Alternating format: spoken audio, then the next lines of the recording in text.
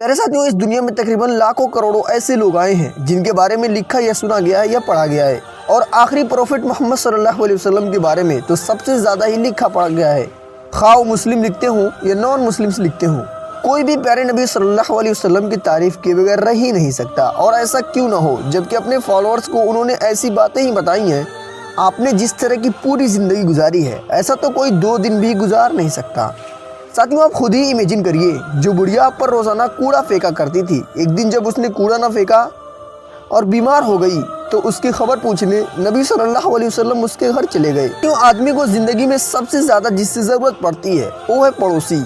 आपने पड़ोसियों के बारे में फरमाया, जब तुम सालन बनाया करो तो ज़्यादा कर दिया करो ताकि तुम पड़ोसियों को भी दे दो।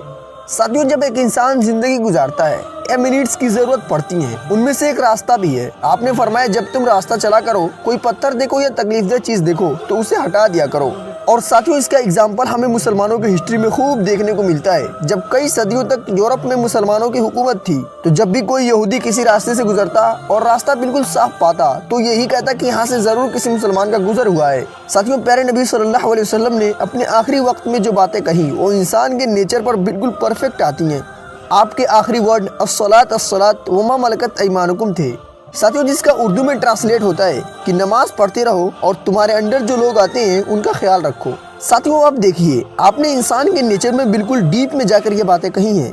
आदमी को अपने से छोटे पर ही गुस्सा दिखाता है, अगर उसके सामने कोई बड़ा आ गया तो उसका गुस्सा अपने आप ही खत्म हो जाता है।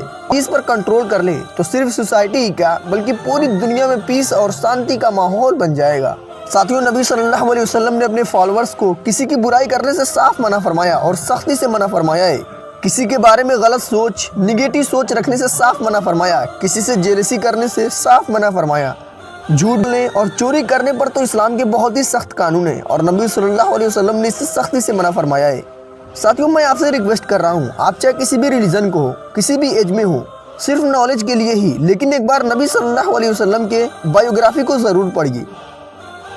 प्यारे साथियों, अब हमें इजाज़त दीजिए और वीडियो को लाइक करके चैनल को सब्सक्राइब भी कर लीजिए।